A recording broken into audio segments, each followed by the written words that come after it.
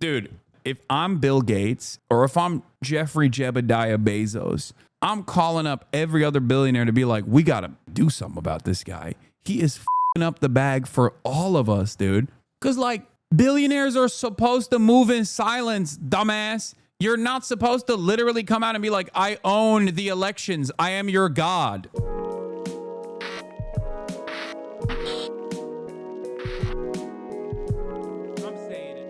I mean, we already blasted off. Let's get started.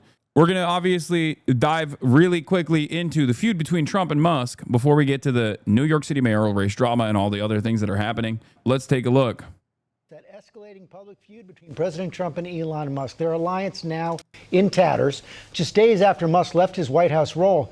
It started as a dispute over the president's budget bill. But now the two men trading personal attacks and threats. John Carl is standing by. He just got off the phone with the president moments ago. But first, let's go to our senior political correspondent, Rachel Scott, who is at the White House with the latest. Good morning, Rachel. Hey, Michael, good morning to you. And this relationship just went up in flames. A stunning turnaround and an also very public meltdown between the president and the man once considered his most powerful advisor. This morning, the explosive public feud between President Trump and Elon Musk turning vindictive and personal. The president breaking his silence after the billionaire called his signature spending bill a disgusting abomination. Elon and I had a great relationship. I don't know if it will anymore. Musk warning about the level of spending in the bill, which the nonpartisan Congressional Budget Office says will add $3 trillion to the national debt. Sources tell ABC News Musk personally pushed Speaker Johnson not to get rid of a tax incentive. I love that everyone is crazy. Everyone is crazy now, okay? It's not just the Republicans. The Republicans are also coping big time, right? Big news, update. Kilmar Garcia was mistakenly deported to El Salvador, is on his way back to the U.S. to face criminal charges, sources tell ABC News. What are the criminal charges he's supposed to face? Like, that's not great news, if we're being honest. It kind of feels like it's the bad news. They're like, we're going to bring him back to do a sham trial so we can, like, prosecute him further. Okay, sick, weird. Sick and also sickening. What is happening in this goddamn country? We'll cover that. We'll cover that in a second. What I was going to say is going back to the Elon Musk situation, the reason why, no hate, but could you cover the record high ICE arrests and raids and them camping out court appointments across the country? What do you mean no hate? I will, of course, and I have, and I will continue to do so. And we're going to do New York as well. Just calm down and listen. We're going to get to all of that. Okay. You're a clown, Hasan. Thank you. Thank you for saying I'm funny and entertaining. I hope I can continue to be entertaining. So the Republicans are obviously in a deep state of panic and sadness because on the one hand, the two daddies are fighting, and that's always not great. That's always a sad state of affairs, right? But also, on top of that, the liberals are not in the best state of mind either, because they are looking at the situation and they have all collectively decided that this is a sham. On the one hand, you hear this from QAnon, but on the other hand, you hear this from BlueAnon as well, which I think is interesting. BlueAnon also thinks this back and forth is actually fake. It's crafted. It's only being done so that they can. It's only being done and unfolding. This drama is unfolding as a kayfabe. As a way to, like, I guess, get Elon back to the good graces of, like, liberals or something. Okay? And I think the truth is much simpler than that. These are two incredibly narcissistic, incredibly childish, egomaniacal man-children that have surrounded themselves with sycophants. So, of course, they were going to inevitably fight one another in broad daylight in the exact same ways that they are fighting right now. This was predestined. I don't think it's supposed to be like, I don't think you need to read too deeply into what's going on. If they try to patch things up later down the line, I feel like a lot of people are going to be like, see, we told you, like, this was always fake. It's like, no, they just did that because they realized that, you know, there's still this allegiance that they can maintain, which I don't even know if they will be able to. I just don't, I don't think that this is like fake. I don't think that this is kayfabe. I don't think this is drama that they've created to make you pay attention to this and something else, like, you know, and not something else. As a matter of fact, Donald Trump's reaction to Elon Musk behaving in this insane way proves to me that this is not fake, because he is behaving like an adult, because he knows that he's the president and therefore has a massive tax cut bill that he is trying to advance right now, which is precisely the reason why he's like, I don't care about this. Elon is just attacking the bill. He shouldn't attack the bill. The bill is very important. Big, beautiful bill. Big, beautiful tax breaks. Believe it. We're doing the tax breaks. You know what I mean?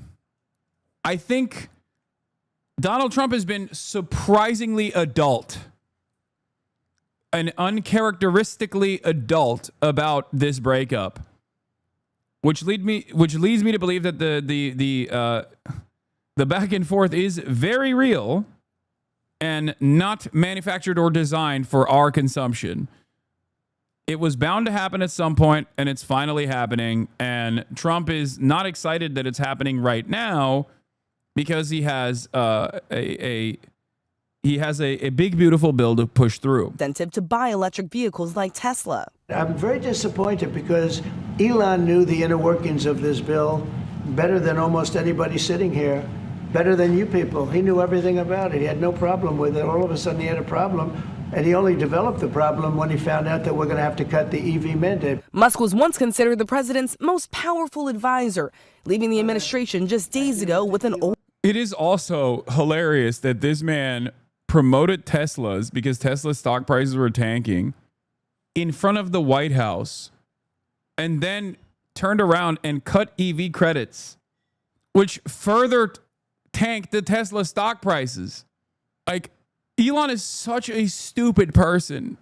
He is such a remarkably dumb guy. It is alarming. It is shocking to me that he can't even demonstrate basic competency. I don't understand it. Like, you might say, what are you talking about, Hasan? He bought Twitter. He like was able to single-handedly drive discourse further and further into the right. And it's like, no, it's because he's really rich that he's able to do stuff like that, okay? He has an endless amount of power, but he doesn't necessarily have an endless amount of brain processing capabilities, okay? It's not like he is... Like, luck played a formative role in his career initially, but after a certain point of wealth, you're just basically failing upwards. It's impossible. You have like all the safeguards. Like with Tesla being a great example of this. When you have two-thirds of your shareholders are institutional investors, then the entire market relies on Tesla constantly growing, and Tesla stock price is constantly going up. So now you have the rest of the stock market that is supposed to create a false sense of confidence around your stock because they're all invested in it. So no matter how much Elon lies or says ridiculous things or makes a fool of himself, these guys have to act like he's still brilliant. Otherwise, their money's on the line and nobody wants to lose money. That's it. The reason why I'm mentioning all of this is because I need you to understand that this man is not a brilliant person. He is just a very profoundly rich person. And when you're profoundly rich, you can be stupid and still have a tremendous amount of power. And his stupidity is endless. I mean, look at this. Like associating yourself with a guy who is primarily invested in the fossil fuel industry and its dominance, who understands, who recognizes that the fossil fuel industry's continuation is a matter of national security from his perspective, because the global competitor China is completely dominating and has almost all but monopolized the renewable sector. And you're still trying to work with this dude is so stupid. You're inevitably going to tank your company. Republicans are never going to buy EVs because EVs are gay and woke. Come on, man. You know Elon means well. You're joking, right? 4 month subscriber. There is 0% chance that you think Elon Musk means well. He is the wealthiest billionaire. Oh, you're joking. Okay, thank God. Jesus Christ. Oval Office farewell and a gold key to the White House. Thank you, Elon. Thank you. Take care of yourself. He spent $200 million of his own money to help Trump and Republicans get elected, appearing at events with a chainsaw, promising to slash spending. This is the chainsaw for bureaucracy. The president tapping him to lead the Department of Government Efficiency, giving him the power to gut entire... Dude, I said this yesterday, but I got to repeat it again. If I'm Bill Gates, if I'm Bilbo Gates, okay, or if I'm Jeffrey Jebediah Bezos, I'm calling up every other billionaire to be like, we gotta do something about this guy. He is f***ing up the bag for all of us, dude. Because, like, billionaires are supposed to move in silence, dumbass. You're not supposed to literally come out and be like, I own the elections. I am your God, okay? That is going to calcify the resentment that people already feel. You're not supposed to be a visible person. You're not supposed to be a visible enemy, okay? You are going to accidentally instill class consciousness in the working class when you do this. So I obviously personally love Elon Musk being a baboon on the timeline and also in broad daylight, okay? I think it's great.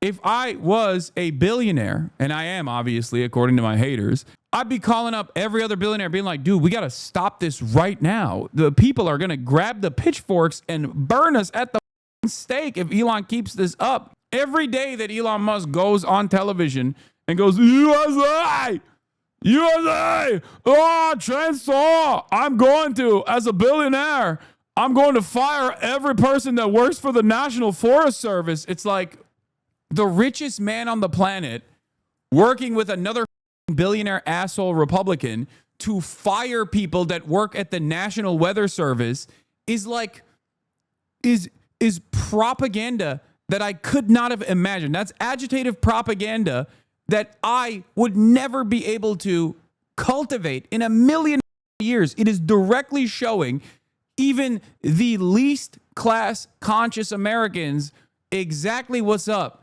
Exactly what's going on. Now, a lot of them are still deluded, you know?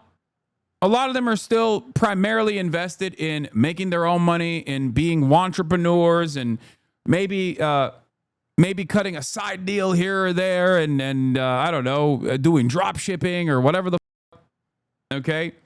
And plenty of them still are invested in the notion of meritocracy because then they can make it one day. And obviously, if they were to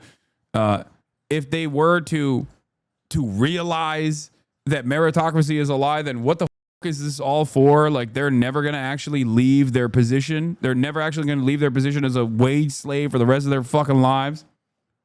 So it takes a tremendous amount of agitated propaganda to overcome the pre-established social conditioning that requires everyone to buy into this process.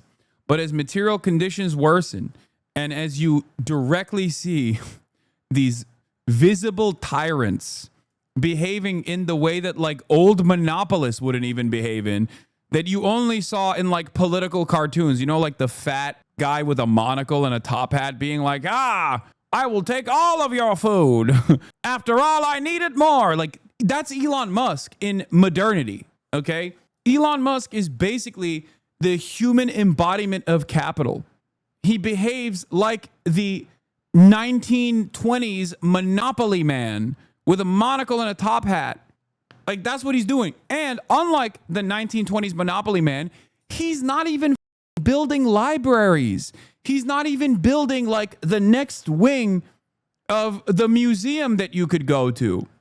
All he's doing with his spare time is constantly churning out the lowest bottom of the barrel memes so you like him. He ain't building railroads. He's building tunnels to stop railroads from being built. We've devolved. Our billionaires and our oligarchs have devolved. All he wants to do is nut in his reply guys and reply gals and tweet epic dank memes on the timeline. How can you look at the situation and go, nah, this guy's brilliant. He deserves it. He deserves his wealth. Meritocracy is real. You know, he's too busy sending nut by mail to Twitter reply gals. Okay, bro, I'm eating. Okay, well, sorry. It's just the truth.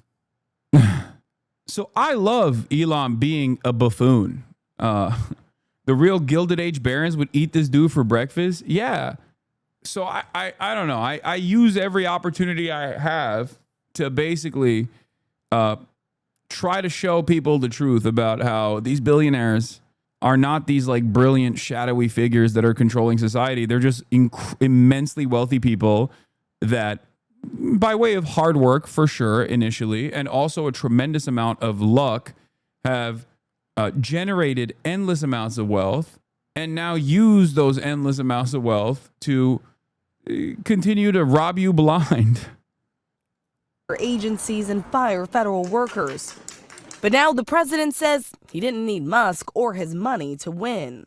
I think I would have won. Susie would say I would have won Pennsylvania easily anyway. And dismissing him as a disgruntled former employee. They leave and they wake up in the morning and the glamour's gone. The whole world is different and they become hostile. Musk clearly listening, outraged. Writing on social media, without me, Trump would have lost the election. Adding such ingratitude and suggesting he'll start a new political party. Then pushing back on Trump's claim that he knew what was in the bill, calling that false. This bill was never shown to me even once. The president turning up the heat, writing, Elon was wearing thin. I asked him to leave. Trump then threatening to cancel his $20 billion in government contracts. Musk then threatening to pull NASA's only ride to the International Space Station, writing, in light of the president's statement. That, by the way, probably is one of the most like dangerous statements that Elon made. Dangerous for him, mind you. Like, calling Trump a pedophile is one thing, right? His cult is too strong. They're not going to care. They're not going to be like, oh my God, Trump was on the Epstein list. No, they're going to be like, oh, we know he was on the Epstein list. I've already said this before, and many others have as well, that like if Jeffrey Epstein didn't get assassinated, right? Most likely.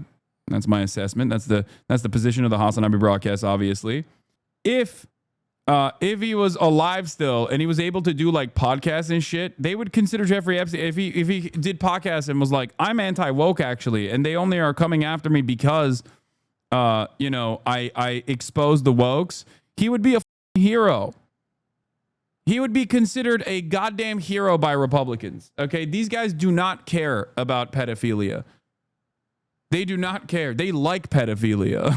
It's like they do it. They practice it themselves. That's why there is the pedocon theory, which is a theory such as the theory of gravity at this point. You know what I mean? It's just real. It's not just a theory.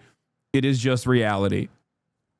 So, to be fair, though, nobody really to Matt Gaetz. Yeah, it's not because he was a pedophile. It's because he up the bag for the never. He was the leader of the Never Kever movement. That's it. That's the real reason why they hate him, because he disrupted and made a mockery of the Republican Party by causing instability. SpaceX will begin decommissioning its Dragon spacecraft immediately. But anyway, this is the more consequential thing that Elon Musk actually claimed he was going to do and then very quickly backed away from doing, because this would actually have severe repercussions. It would destroy, first of all, this destroys Elon Musk's government contracts in perpetuity. Any serious government would look at this and go, okay, it's over. We are, one, using the Defense Production Act to instantly nationalize SpaceX and bring it under the banner of NASA. And two, you will never get a government contract ever again. The mere threat of not playing ball with the American government, or any government really, after you got endless billions from said government because you had a petty spat, is psychotic. I mean, it's the truth. That's how much power these have. And any serious government should look at that and go, okay, we're going to Chinese style Jack Ma you. We're going to hit the Jack Ma button. You're going to the countryside, you know? You're going to be picking up a pickaxe real soon. That's what any serious government would do.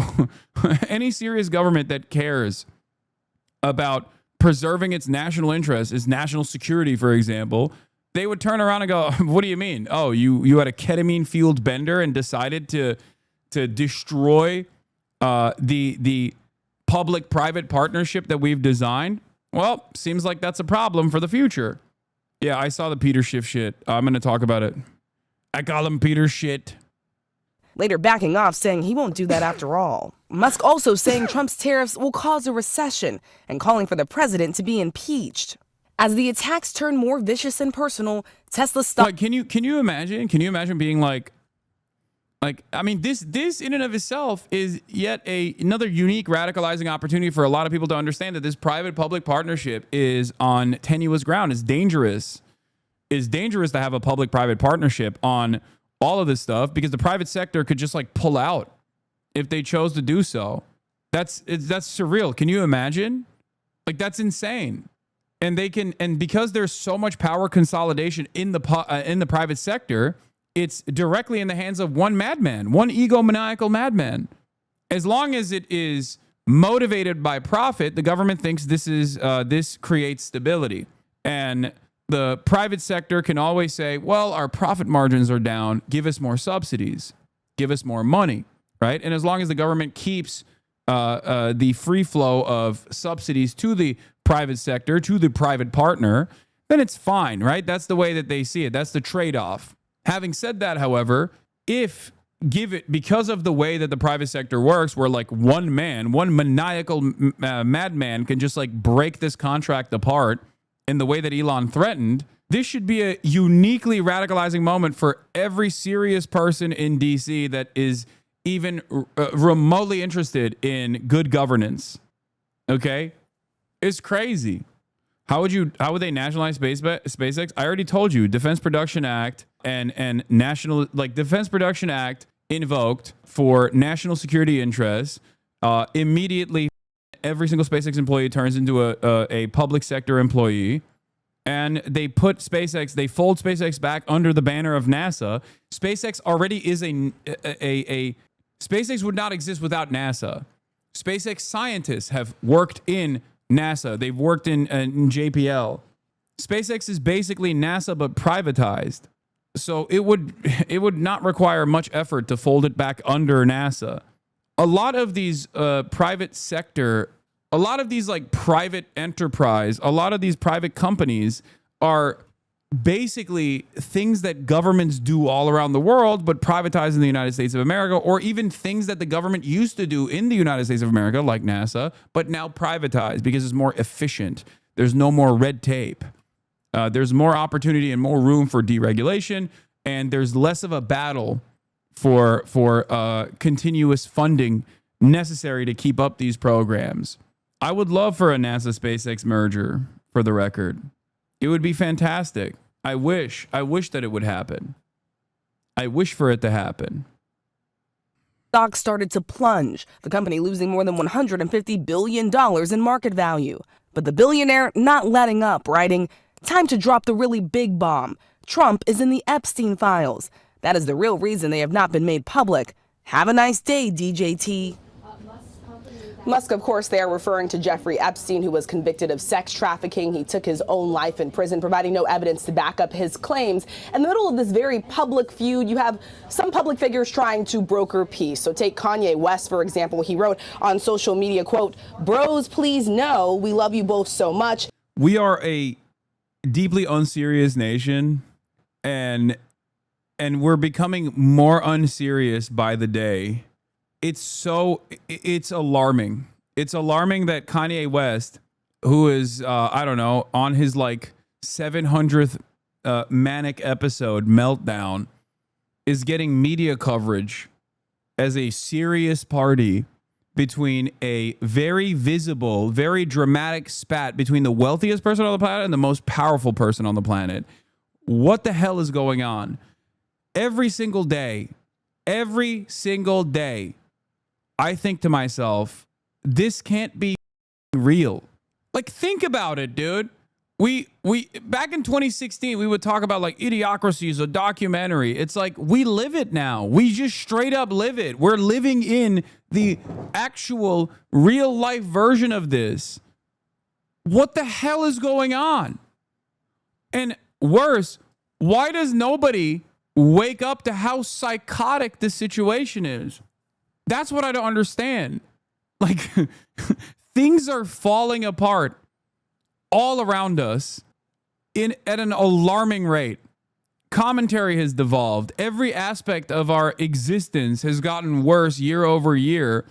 And nobody seems to go, what the is this? I guess we're just run by clowns. Everybody just goes, ha, that's funny. Ha, that's just funny. I guess we're run by delusional idiots. Who cares? I got to go back to work. You know what I mean?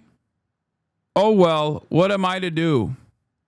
Don't give people what they need, a social safety net. Give them what they want, delusional content. Yeah, I do feel like we're in the end times for American empire. And when things like this happen, I am reminded of that theory. Again, theory like gravity is a theory. It's so crazy, partially because I think back in the day, like the Roman Empire didn't fall overnight. It took hundreds of years. Okay. But nowadays, with the way that technology works, with the limited attention spans that we have, and with how information travels at an incredible pace, I think the decline of empire has also, like, because empires always fall, right? But the decline of empire has also become much faster. So what would happen in periods over like 500 years can now happen in like maybe 50 years. And we're experiencing that right now. I think in the future, we'll look back at like what happened to the United States of America and the empire in decline. And we'll probably point to like the Reagan era as the period that started the instability and accelerated the end of the empire. And given how things are working out with someone like Donald Trump, it almost feels like Donald Trump might be the guy who sees it happen. Not getting fries with burgers anymore is a sure sign that we are close. Yeah, this will be in the history books. Cat turd breaking. Elon Musk has unsubscribed and unfollowed me. Alex Jones says he's not in my Trump cult. Many large influencer accounts desperately tried to stay neutral today. I've never changed in years. If you want to criticize Trump's bill, non-problem. If you don't like Trump's policies, no problem. I'm okay with that. If you don't like Trump's tariffs, I'll listen to your side. But when you come out and call Trump a pedophile, that's when you've crossed a red line. Don't care about anything you have to say after that. Oh, I wish that this was real. I wish that there was like a real fissure. I wish that there was a real fissure in the Republican ranks and these guys weren't so desperate to genuflect to wealthy capital owners while simultaneously maintaining their allegiance to the Trump cult, and that this would genuinely cause a collapse of the pre-established Republican allegiances that were always on shaky grounds to begin with. It's shocking to me that the singular unifier of Republicans broadly is deregulation and the eradication of taxes. And yet right now there is a lowered what? There is a lowering the tax bill. Okay. There is a lowering of the tax bill right now in front of us. And these guys are still fighting one another.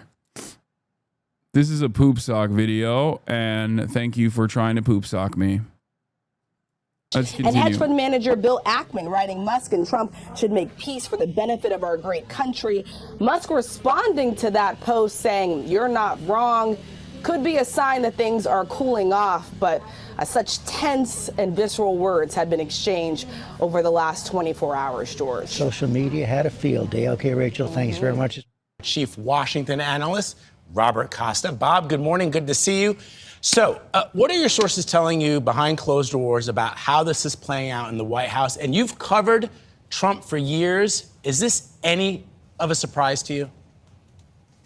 Great to be with you. Talking to people inside and around this White House, they say this is actually quite serious. You have the richest man in the world battling the president of the United States. They also say it's theatrical, that if Musk ever changes his tune, he could find himself back in the inner circle. He has a lot of money. He could contribute to President Trump's causes. And Yeah, these guys don't care, too. That's the other thing. Like, I think Trump just wants Elon to shut the f- up and just keep funding his initiatives. You know what I mean? He's just like, dude, shut up. Just stop talking and just keep giving me money. And if you do that, every now and then I'll throw you a bone. You know what I mean? But Elon is like, I need the clout. I need the love. I need the admiration of your cult. And he was never even able to secure that admiration when he was firmly in the bosom of Donald Trump to begin with, partially because he was a magnet for all of the most negative, most consequential policies of Trump, firing federal employees and the like, and also because he is a repulsive, grotesque monster that even Trump's cult is not going to be on board with. He looks too gross. He behaves in a way where even the most like primal-minded, lizard-brained Americans look at that and go, it's like this is too foreign of a concept for me to be on board with. Trump is also a sweaty, oily, orange man. I don't know how else to describe it in better terms, right? But Trump also has a shit ton of television experience. He knows how to craft a message. He knows how to keep people invested in what he has to say. He has camera presence. He has stage presence. He has a knack for this sort of thing. Elon does not. Trump speaks to a frequency that a lot of right-wing Americans sing to. Like, they love this shit. Trump has a long history of public feuds with people, seeing them as a villain, but then seeing them pretty soon as a friend.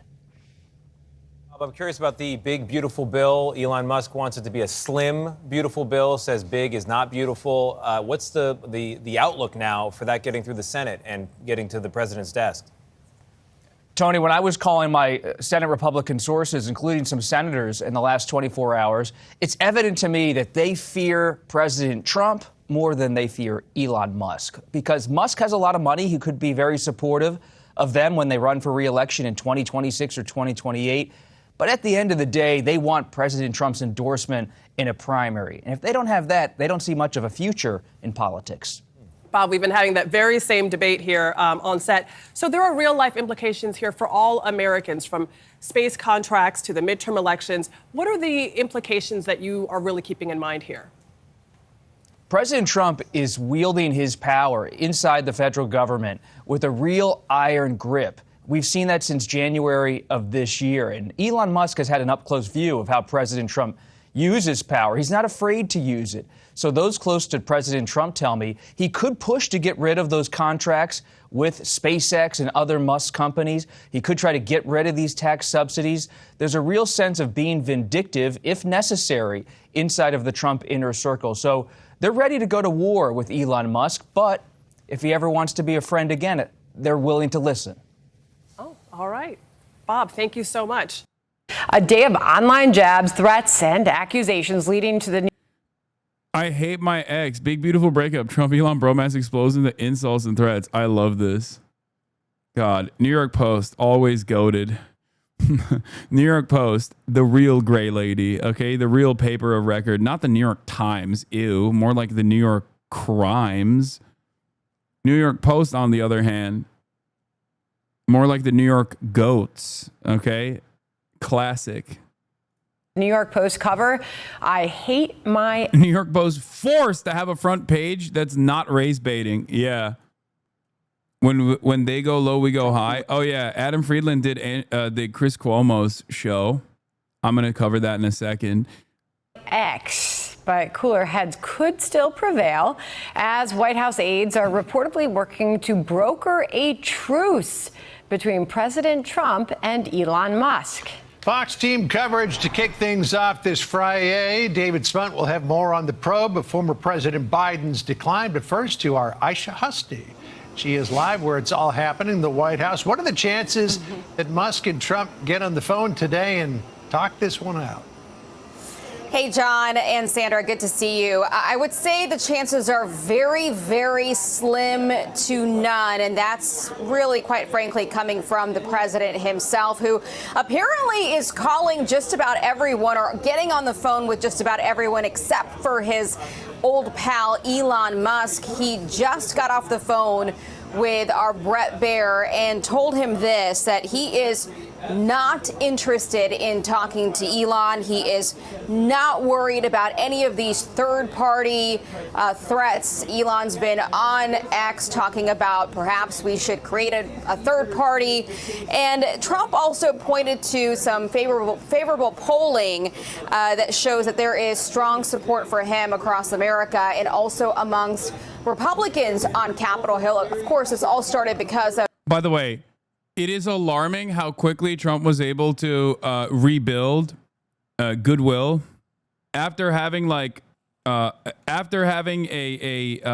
record-breaking disapproval for virtually all of his policies, except for the one thing that no Democrat even touched with a 10-foot pole, trans issues, where he was in the red for everything. And the Democrats basically did the Kilmar Abrego Garcia thing. A couple Democrats did, and then they instantly stopped. Zero counters from the Dems, and all of a sudden, Trump is still dominating the headlines. Trump is still able to shape the media narratives to the way that he wants to. And outside of instances like this, where tensions run hot, and there's a little bit of back and forth, and there's drama or whatever, which has nothing to do with the Democrats, of course. Obviously, this happened because Republicans just chose to fight amongst themselves. The Democrats didn't push for this. And without that counter messaging, of course, Trump is able to rebuild confidence in his administration, even though they're doing spectacularly stupid things in broad daylight.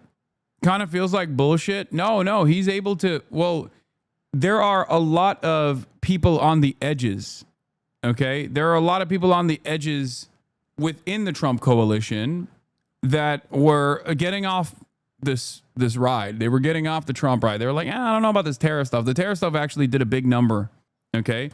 But the Democrats never actually attacked on any of these weaknesses. They never pounced on anything, as opposed to the way the Republicans would never, and the Republicans have never actually let go of opportunities. Can you imagine if a Democratic leadership was this openly failing in broad daylight? Do you think the Republicans wouldn't make a massive stink? The Republicans would be using this opportunity to be like, oh my God, look at how stupid these guys are. Look at how bad they are. It would dominate media discourse. They did that with Joe Biden. They never stopped attacking. Democrats, on the other hand, nothing, not a peep. All you hear from Hakeem Jeffries is are they arresting staffers of my congressional caucus members? Are they arresting members of the Democratic Party? Is the DOJ coming after members of the Democratic Party? We'll respond at some point. And our response will be swift, I think. How are you going to let that go? What the is going on? Of the big, beautiful bill, and Elon is still trying to kill that. And here's a direct quote from the president this afternoon. He says, Elon's totally lost it. So we don't expect to see a phone call between these two men, at least today.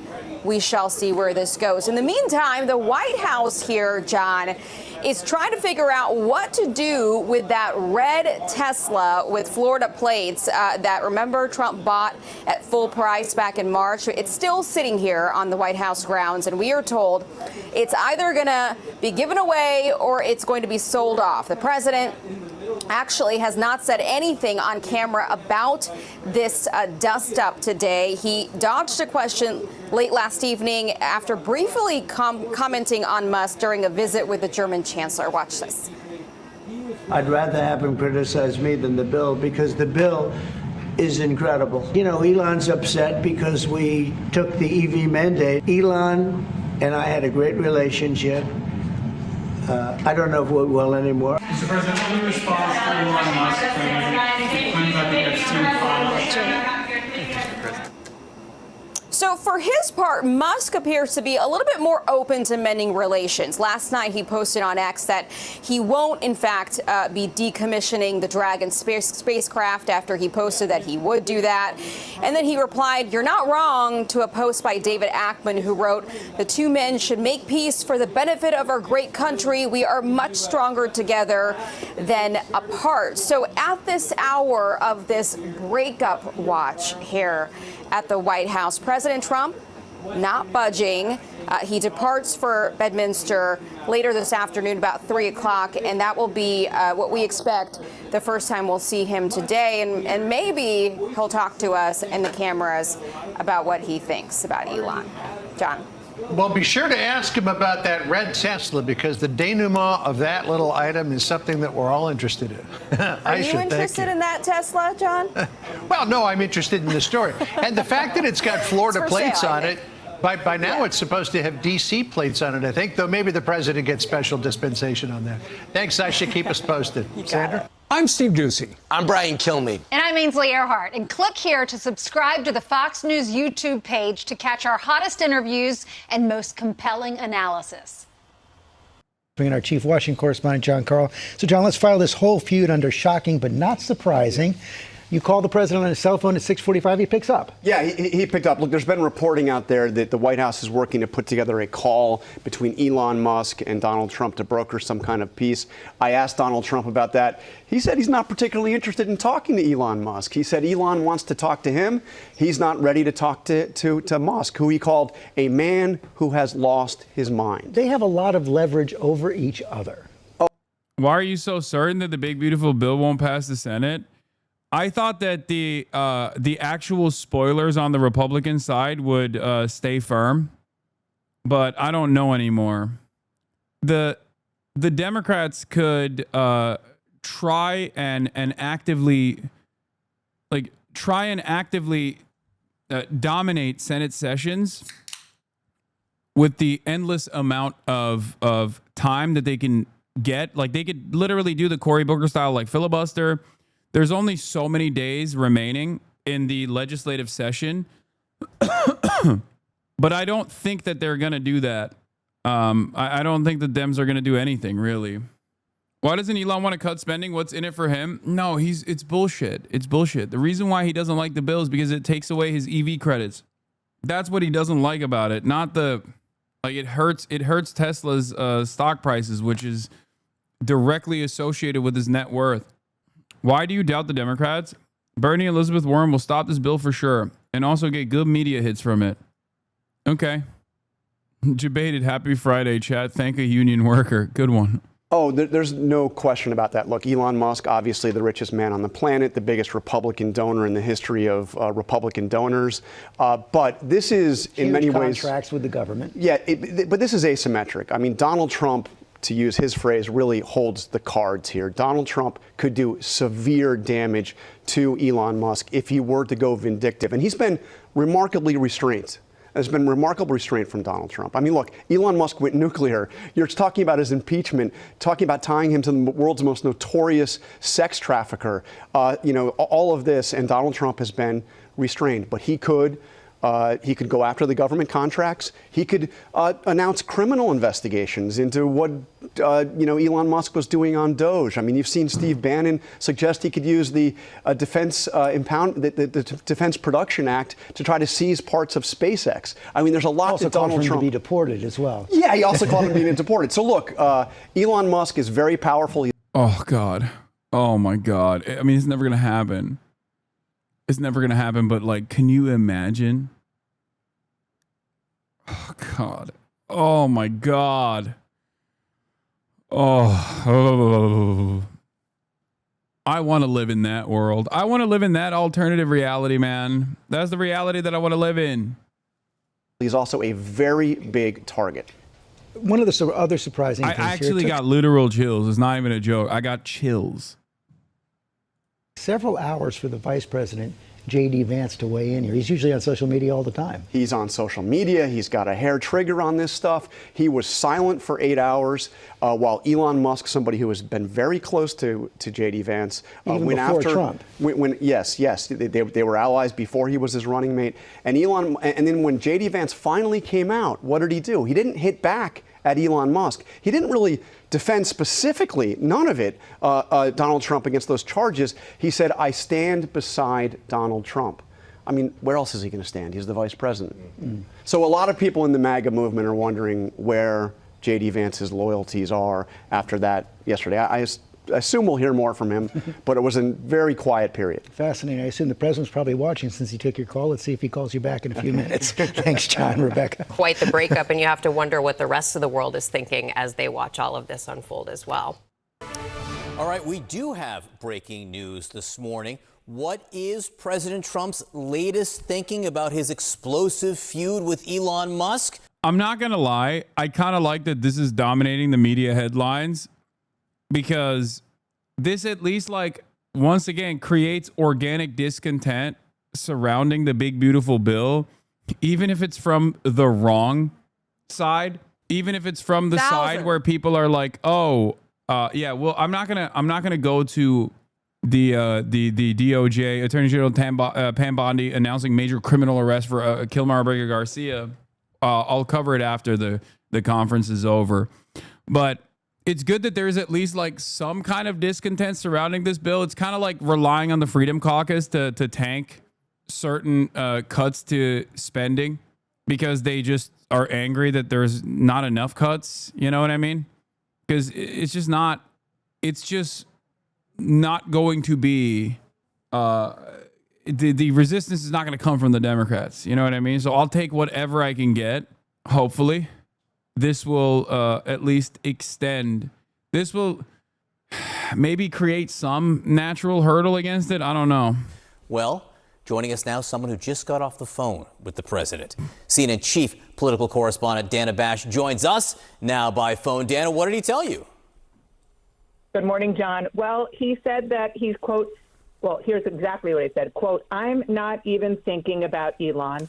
Yeah, that's what I'm saying. Exactly. Central Committee's right. This kind of right-wing infighting is exactly what prevented Obama from doing a grand bargain to cut Social Security and Medicare in his term, if you recall, which was, of course, actively petitioned for and pushed for by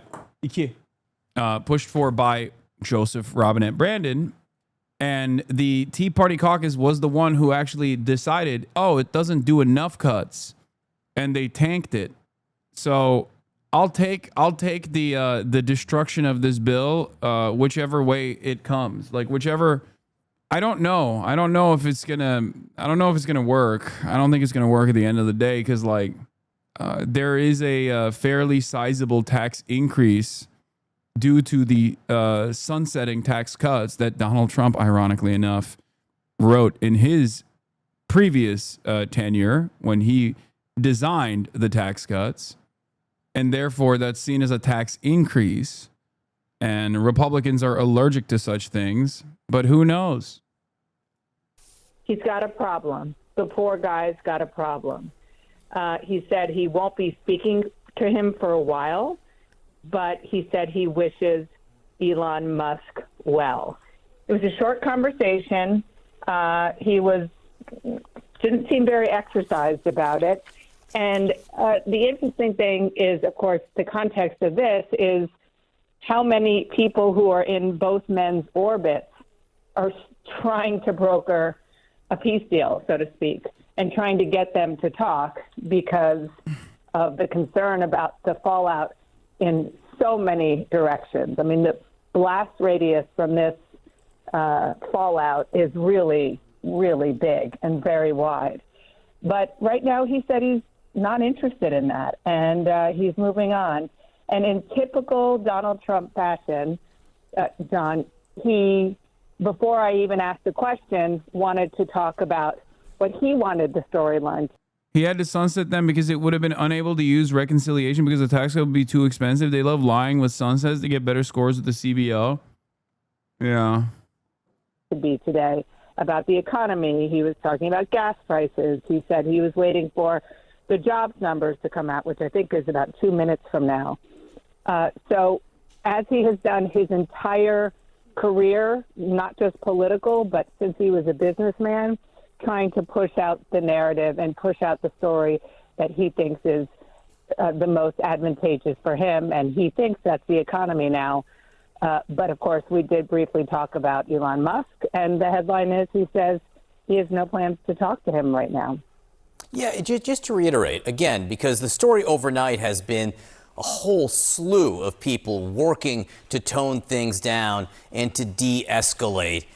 And he's telling you, I don't want to talk to him right now. And then he also threw that elbow saying that, you know, the poor guy's got a problem. So, you know, if Elon Musk is waking up this morning, he might read that, I imagine, as a new insult. He might. He also said, I won't be speaking to him for a while, I guess, but I wish him well. He wasn't exercised. He didn't sound angry. He sounded, I guess, more resigned to where their relationship is right now. But he obviously is very well aware of the impact that this is having. And that's why I found it interesting that even though he seemed to try to put a stop to any speculation or, as you were saying, the entreaties from so many people for the two of them to make up, he was still trying to kind of shape the narrative about what is coming out of the White House. It's not an easy thing to do right now because literally the entire world is focused on this remarkable feud between the President of the United States and Elon Musk. I will say that's 100% true. People were talking about it on the subway, on the sidewalks, everywhere I turned yesterday afternoon and evening. This has 100% focus. Dana Bash sharing her interesting morning conversation with the President of the United States. Thank you very much. We'll let you get ready for Inside Politics, which airs at 12 p.m. Eastern.